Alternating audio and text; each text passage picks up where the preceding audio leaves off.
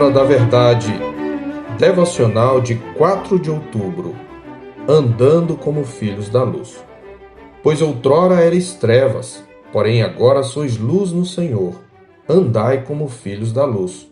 Efésios 5:8. A igreja é chamada de luz do mundo, e esta designação está na boca do seu próprio cabeça e edificador.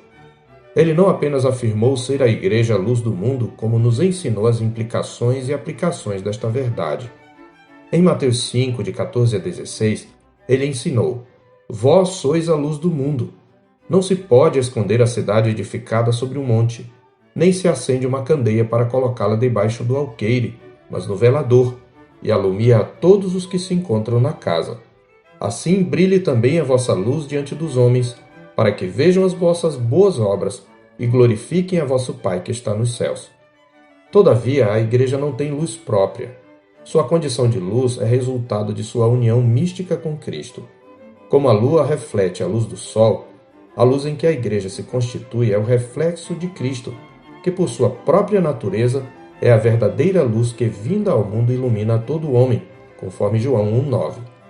Ele mesmo testificou em João 8,12: Eu sou a luz do mundo. Quem me segue não andará nas trevas. Pelo contrário, terá a luz da vida. Portanto, a igreja é luz porque está em Cristo e segue a Cristo. É isto que significa ser luz no Senhor, no nosso texto. Por conseguinte, a igreja brilha no mundo na medida em que reflete o caráter de Cristo. O mundo não tem comunhão com Jesus. Antes se opõe a ele, como ele mesmo nos alertou: Se o mundo vos odeia, sabei que primeiro do que a vós outros me odiou a mim. Se vós fosseis do mundo, o mundo amaria o que era seu. Como todavia não sois do mundo, pelo contrário, dele vos escolhi, por isso o mundo vos odeia. João 15, 18 e 19. E enquanto a igreja está em Cristo, o mundo inteiro jaz no maligno, conforme 1 de João 5,19b. Desse modo, como filhos da luz, devemos ter um comportamento oposto ao deste mundo tenebroso. Esse novo padrão de conduta tem várias implicações, algumas das quais são ressaltadas aqui em Efésios 5. Em primeiro lugar, vemos que andar como filhos da luz implica desenvolver uma repugnância pelas obras das trevas.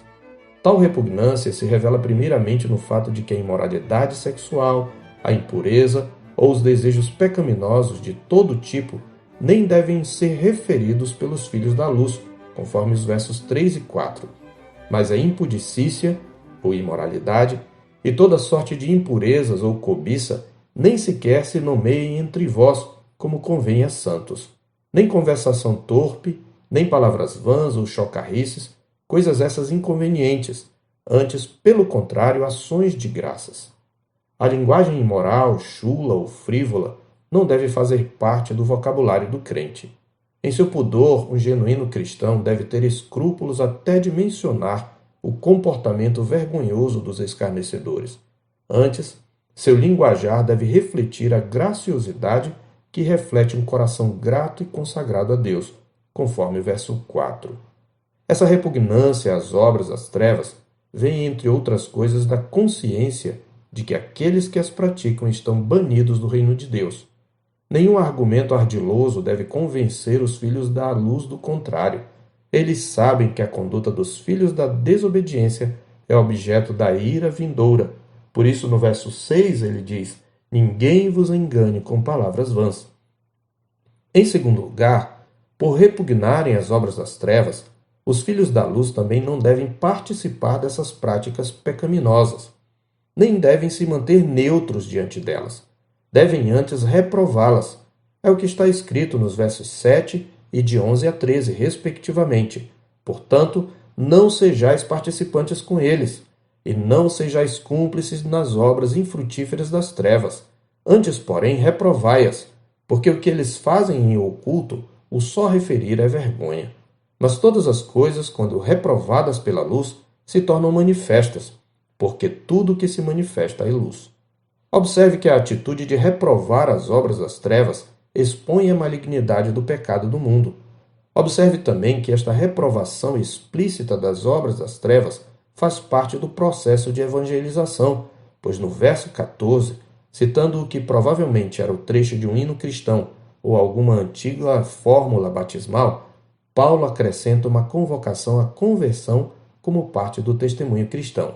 Pelo que diz: Desperta, ó tu que dormes, levanta-te de entre os mortos, e Cristo te iluminará. Diante dessa advertência clara, é completamente descabida a atitude de muitos crentes no debate público. Eles passam mais tempo tentando provar que não se importam com comportamentos pervertidos em nome do politicamente correto do que confrontando o pecado e pregando o evangelho. Todavia, a palavra de Deus nos ensina que ao reprovar a imoralidade, a ganância, os desejos pecaminosos e a linguagem obscena dos ímpios, o crente cumpre seu papel de luz que denuncia os pecados ocultos de um mundo que jaz no maligno. De uma perspectiva positiva, como filhos da luz, devemos produzir os frutos que refletem o caráter daquele que é a luz: bondade, justiça e verdade. A fim de atingir este objetivo, é necessário que sejamos criteriosos para só aprovarmos aquilo que agrada ao nosso Senhor, como diz o verso 10, provando sempre o que é agradável ao Senhor. O verbo provar tem um sentido de testar e aprovar, ou seja, tudo tem de ser testado à luz da Escritura e da lei de Deus, e somente deve ser aprovado aquilo que agrada ao nosso Senhor. Contudo, essa atitude de provar tudo à luz da vontade revelada do Senhor começa com uma sondagem do próprio coração. Desse modo, andar como filhos da luz requer de cada um de nós um comportamento vigilante de si mesmo, no qual devemos fazer do autoexame meticuloso um hábito, para não agirmos como tolos. Por isso Paulo conclui no verso 15: Portanto, vede prudentemente como andais, não como nécios, e sim como sábios. Requer igualmente aproveitarmos as oportunidades que o Senhor Jesus nos dá de manifestarmos sua luz, procurando discernir sua vontade em cada decisão a ser tomada na vida. É o que nos diz Paulo nos versos 16 e 17. Remindo o tempo, porque os dias são maus. Por esta razão não vos torneis insensatos, mas procurai compreender qual a vontade do Senhor. Esse alto padrão de vida não será alcançado meramente com nosso esforço. Ele só é possível pela nossa união com Cristo e pelo poder do Espírito Santo. Ele já havia dito: agora sois luz no Senhor. Por isso, ele diz ainda que se quisermos andar como filhos da luz, precisamos antes de tudo ser cheios do Espírito Santo, como ele nos recomenda no verso 18, e não vos embriagueis com vinho, no qual há dissolução, mas enchei-vos do Espírito. Observe, no entanto, que a plenitude do Espírito não é uma experiência isolada. Pelo contrário, a dinâmica da ação do Espírito ocorre na esfera da comunhão dos santos, num contexto de adoração e sujeição mútua, como nos mostram os versos 19 a 21, falando entre vós com salmos, entoando e louvando de coração ao Senhor, com hinos e cânticos espirituais, dando sempre graças por tudo a nosso Deus e Pai, em nome de nosso Senhor Jesus Cristo, sujeitando-vos uns aos outros no temor de Cristo.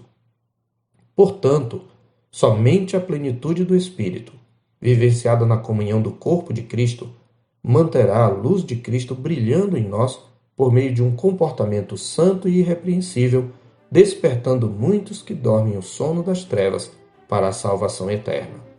Eu sou o pastor Marcos Augusto, pastor da Terceira Igreja Presbiteriana de Boa Vista, em Roraima. Tenha um bom dia na paz do Senhor Jesus.